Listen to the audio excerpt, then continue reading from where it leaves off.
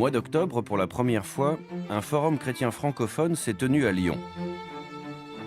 Véritable pont œcuménique jeté entre les différentes confessions chrétiennes, il a pour vocation de rassembler des responsables d'église venus de tous les horizons.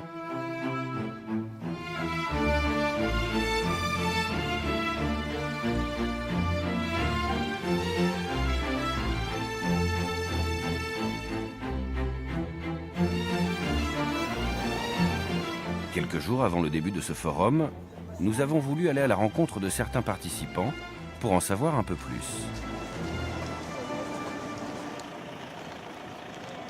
Nous sommes à Ézines, dans la proche banlieue de Bordeaux.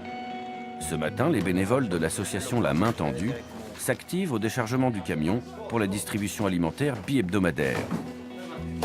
Le pasteur Timothée Lespée met la main à la pâte avec les bénévoles. C'est trop léger, Ali, ici. Donc là, maintenant, on amène au fond et puis on va trier et répartir dans les colis directement. Grâce à de nombreux dons de supermarchés et de particuliers, La Main Tendue s'organise pour subvenir aux besoins des plus démunis. Alors en général, c'est des personnes qui passent par des moments difficiles financièrement, ou alors des réfugiés ou en demande de réfugiés politiques. Donc c'est des personnes qui ont tout quitté, leur famille, leurs amis, leur travail, pour fuir une situation délicate dans leur pays, soit la guerre, soit la mafia, ou des choses comme ça qui vraiment avec de grosses difficultés. Ici, 2 fois par semaine, ce sont plus de 100 colis alimentaires qui sont préparés pour être distribués à des dizaines de familles. Chaque année, plus de 17 000 personnes profitent de cette aide. Du poisson surgelé, en carré comme ça vous dit? Pour Timothée, l'action de La Main Tendue est une évidence, car c'est d'abord un héritage familial. Alors l'impulsion de départ, c'était mes parents qui étaient en difficulté financière et qui ont saisi cette nécessité d'avoir de la nourriture. Et à cette époque-là, c'était en 92, si mes souvenirs sont bons. À cette époque-là, ils ont commencé du coup une banque alimentaire pour pouvoir aider aussi ceux qui sont autour. Seigneur, on veut te bénir déjà pour ce travail que nous pouvons faire ici avec La Main Tendue, pour toute l'abondance qu'on a eue encore aujourd'hui. En tant que représentant de son église évangélique charismatique, Timothée Lespée est invité au premier forum chrétien francophone qui va se tenir à Lyon. Amener ta bénédiction sur toi. Amen. Je suis très content d'y être et d'avoir été invité. C'est une première en France et donc je suis encore plus content. Et je suis encore plus content parce que je vais être un des plus jeunes à être présent à ce forum. Moi, comme je vous l'ai dit, j'aime énormément l'œcuménisme et l'unité. L'œcuménisme, c'est vraiment quelque chose qui me fait vibrer, qui me tient à cœur. Aujourd'hui, j'ai dans ma propre famille mon beau-frère qui est catholique. Et avant, j'étais très fermé sur le protestantisme en me disant que les autres chrétiens n'étaient pas dans la vérité. Et puis très fermé.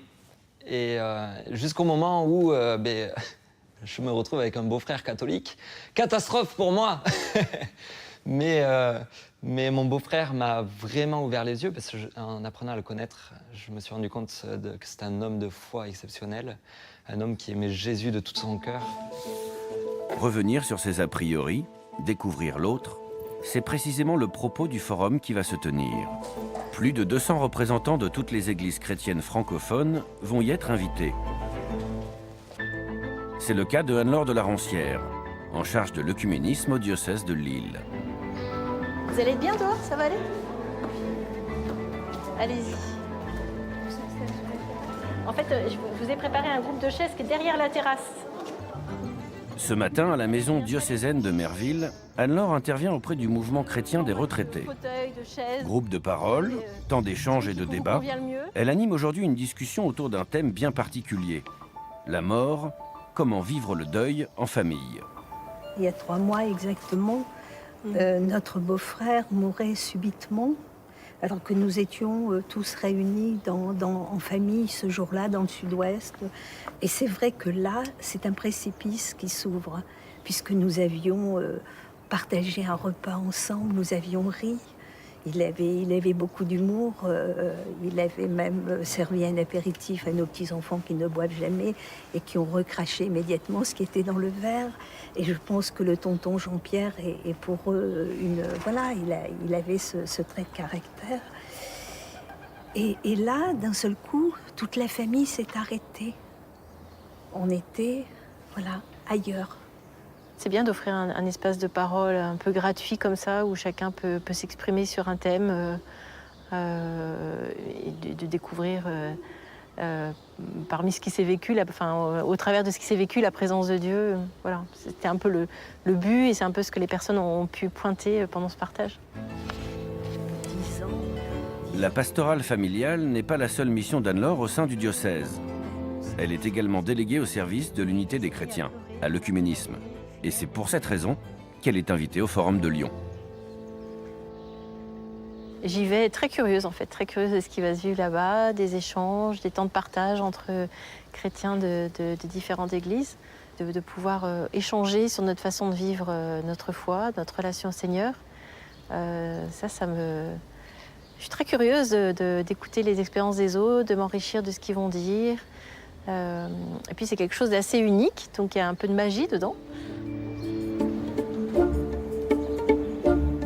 À Lyon, c'est le grand jour. Coup d'envoi du premier forum chrétien francophone qui va durer 4 jours. Réunir autant de représentants des différentes églises n'était pas un pari gagné d'avance. Les aspirants à un œcuménisme plus fort semblent avoir répondu présent à l'appel. Le premier enjeu, c'était que les gens viennent. Et ils sont là.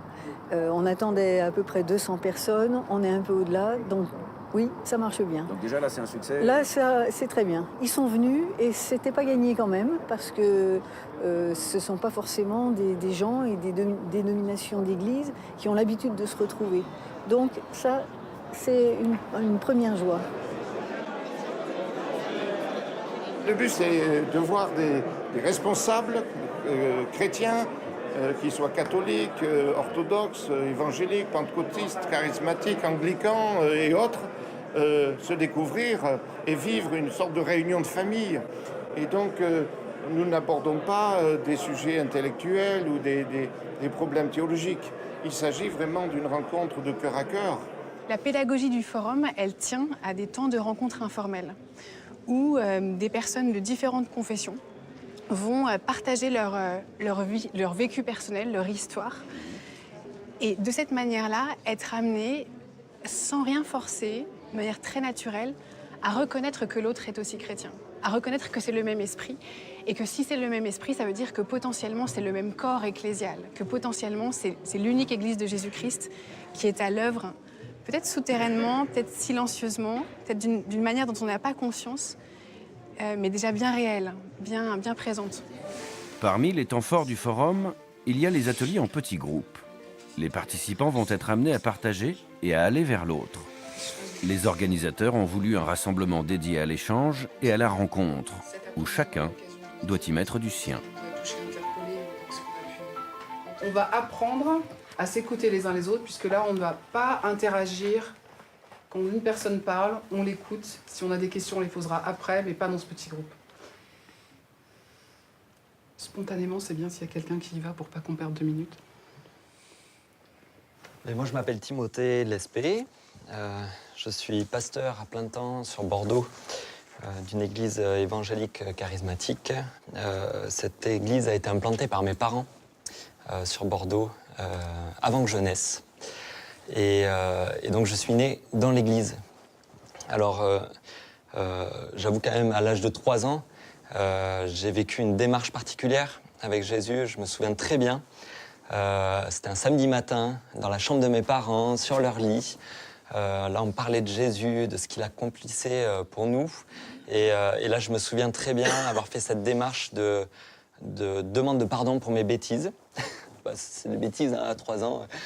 Et puis lui demander de venir dans ma vie et de vivre toujours avec moi. Et ce moment, à l'âge de 3 ans, m'a percuté et je m'en souviens encore. Et c'est vraiment un moment fort dans ma vie.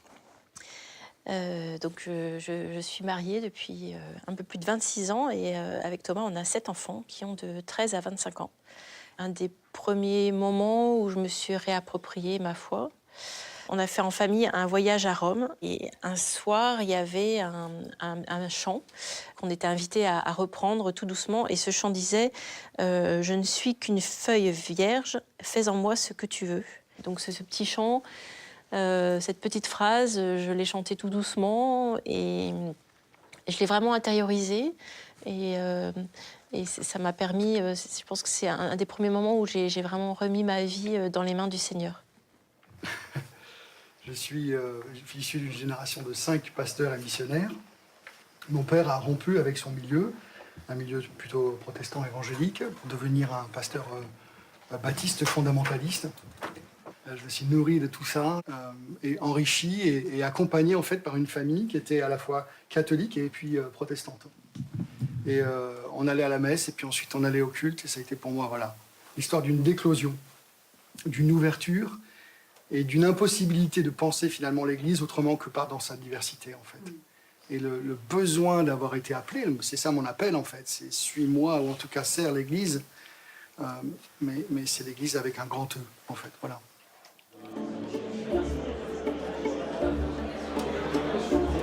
Les temps forts du forum se trouvent aussi dans les petits moments de pause où chacun partage et digère son expérience. À la fin du partage, et là j'en ai été témoin tout à l'heure, à la fin du partage, je ne peux plus dire que cette personne m'est véritablement étrangère ou qu'elle n'est pas chrétienne, que ce n'est pas l'esprit du Christ qui l'habite. Et ça s'est fait dans une sorte d'amitié, de connivence spirituelle. On s'est reconnus, c'est difficile à dire, hein, mais on s'est perçus en tant que chrétiens.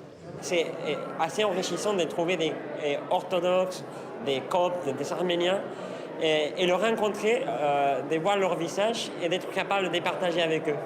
On a découvert ici, moi, la pluralité des gens, et je leur dis franchement, ça m'a aidé à connaître la valeur de mon église aussi. D'accord ? Et ils m'ont appris, c'est une confession, dans le langage des églises apostoliques, la confession, eh bien, ils m'ont appris à écouter. Je suis né dans une famille catholique. J'ai eu cette grâce de voir entendu très tôt que Dieu m'aime, et que Dieu est Père, et Jésus est Sauveur, etc. Donc tout ça, j'ai bien reçu. De nature, je suis timide. Donc à l'école, ça n'allait pas bien. Vers 18 ans, j'ai commencé la drogue. Avec la drogue, j'étais assez extrémiste. J'avais tendance à aller pousser les choses vers l'extrême aussi. Et donc, pendant 3 ans, je me suis bien égaré dans ce milieu de la drogue. Et donc voilà, c'était un peu ma vie. C'était ma manière de fuir ce monde ici où j'étais extrêmement malheureux. Ma vie a tout changé le 30 août 2001, où j'ai rencontré Dieu. Je fais bref, pratiquement je suis tombé à genoux, je commence à pleurer parce que je me suis rendu compte des dégâts que j'étais en train de faire dans ma vie, autour de moi. Et donc en pleurant, je crie vers Dieu qu'il me pardonne. Et là, j'étais envahi par son amour paternel pour moi, qui m'a fait savoir que je suis son fils, qu'il m'aime, qu'il m'a toujours aimé, qu'il me cherchait. Dieu me parle, je le vois, mais pas avec mes yeux physiques. Hein, mais tout ça, c'est comme une espèce de vision en étant bien éveillé. Il m'a dit, Jack, je veux que tu sois un frère. Donc c'est là, aujourd'hui, je suis un frère franciscain. J'ai commencé à enseigner dans un grand séminaire. On forme les prêtres. J'étais prêtre en ce moment-là, donc prêtre catholique. 7 ans plus tard, je suis envoyé en France, à Strasbourg, pour poursuivre mes études de théologie. Et puis là, ça bouillonne. Tout le ritualisme me pose des problèmes. Je cherche quelque chose de plus simple, mais en même temps une signification. Qu'est-ce que ça veut dire? Et puis un jour, je fais une rencontre. Un ami que je connaissais, qui était pasteur chez les ADD, il me dit « Théo, il y a quelqu'un qui est de passage par ici, est-ce que ça te dirait de le rencontrer ?» Je dis « Qui est-ce ?» Et puis, en fait, c'était un ancien prêtre franciscain devenu pasteur et qui était de passage justement en Alsace. Ouais. Puis je suis allé le rencontrer.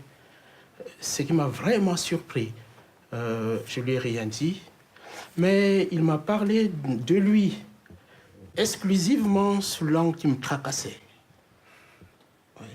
Et ce jour-là, quand je suis sorti de là, je dis, waouh, c'était ça le poids que j'avais sur mon cœur. Ouais. Alors j'ai pris la décision d'arrêter. Maintenant, comment le dire à mon évêque qui m'avait envoyé à Strasbourg? Comment le dire à l'évêque de Strasbourg qui m'a accueilli parce que j'avais un ministère dans le diocèse de Strasbourg? Comment le dire à mes amis qui ont vécu avec moi, qui ont enseigné avec moi au grand séminaire dans mon pays et certains se retrouvaient encore en France? Ouais, pour moi, c'était un défi. On est parti d'un premier échange avec, j'allais dire, raconte-moi ton histoire sainte, raconte-moi ton histoire avec Jésus. C'est pas quelque chose qui se dit facilement. Peut-être que pour certaines églises, c'est un exercice dont elles ont l'habitude, mais dans d'autres églises, ça sera vraiment un exercice pas courant. On a pu vraiment s'ouvrir, se poser des questions, avoir des échanges et vivre ensemble. Et même créer des amitiés improbables, parce que c'est improbable de rencontrer des personnes qui ne sont pas de notre famille d'église et de voir Christ en lui et de pouvoir se dire mais ah oui, j'ai envie de garder cette relation, j'ai envie de tisser des liens et de continuer à pouvoir se retrouver et vivre des choses ensemble.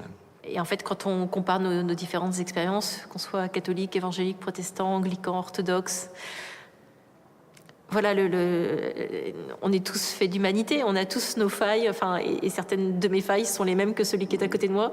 Et le chemin du Seigneur dans ma vie rejoint aussi le chemin du Seigneur dans la vie de l'autre frère.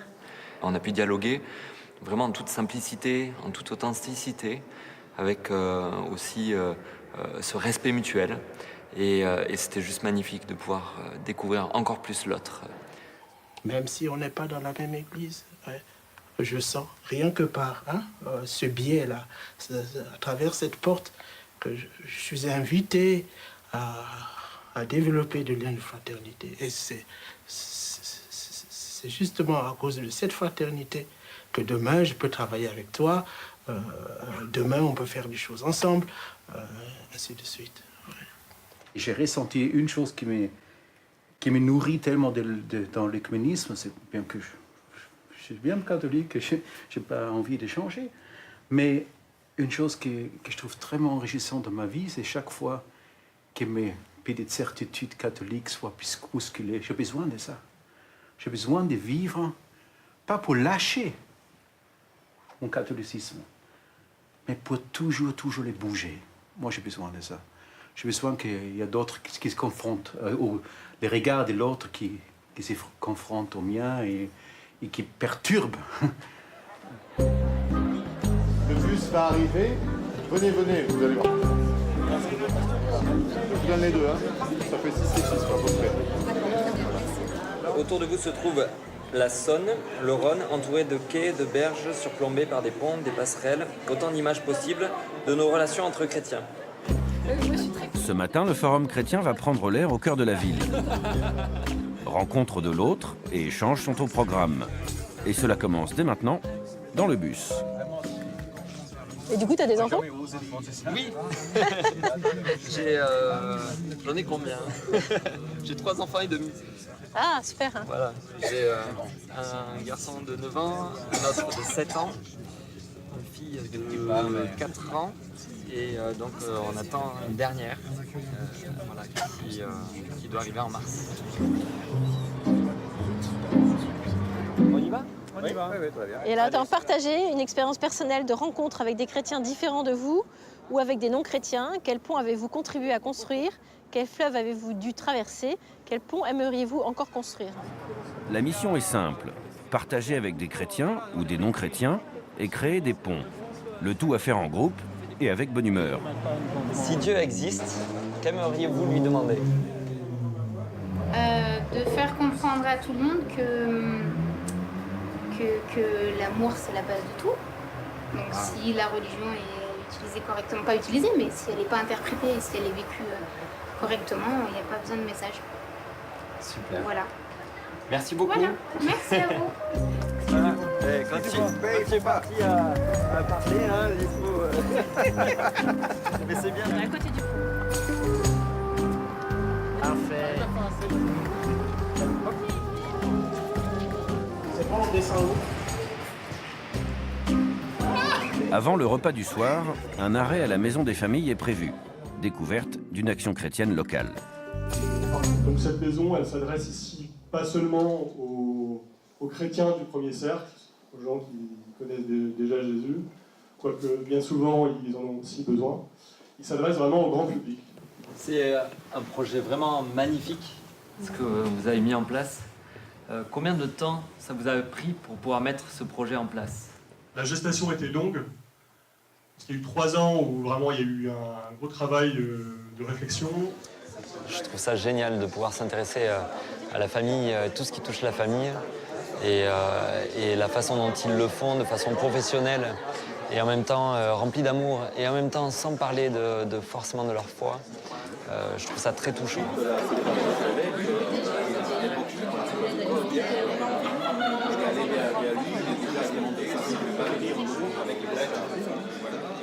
Cet après-midi, en fait, on a quand même sillonné les rues de Lyon ensemble, et ça donne l'occasion d'autres échanges, d'autres peut-être moins, pas forcément guidés par une question précise, mais juste pour nouer la relation, pour mieux se connaître dans d'autres dimensions. Et c'est aussi intéressant, c'est moins convenu, mais c'est aussi très intéressant.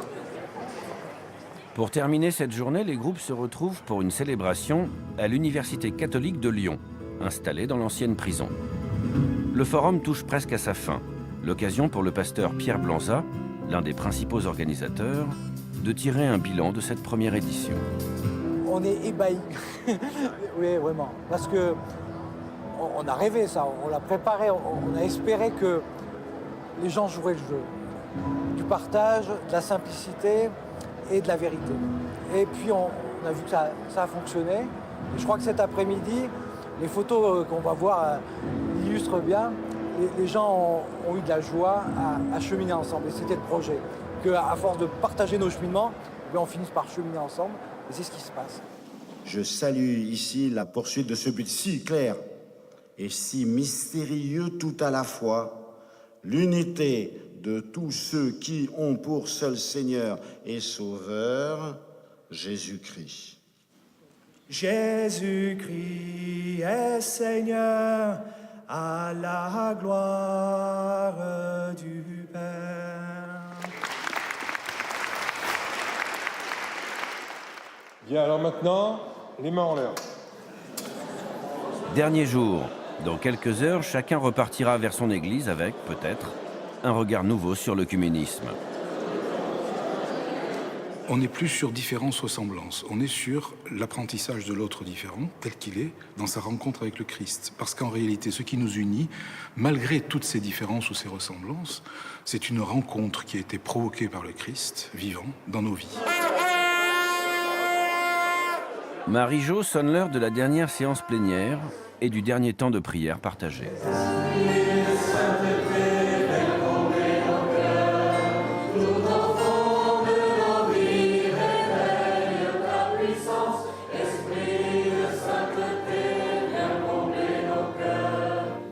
Ce qui a changé en moi, peut-être que c'est une perception encore plus fine, plus certaine de la présence de Dieu partout. Et du coup, j'ai l'impression que la distance entre moi et les autres s'est restreinte. Elle est devenue moins importante. Et donc le lien fraternel avec mes frères d'autres églises est plus fort, et le respect est plus fort. Je crois qu'on est dans une nouvelle phase de l'œcuménisme, non pas un œcuménisme qui cherche à agripper les membres des autres pour les amener dans sa propre église ou à convertir ou à imposer sa façon de penser ou sa théologie, mais vraiment un œcuménisme de on vit ensemble avec le Christ et on veut être des témoins, on veut être un, comme Jésus nous l'a partagé.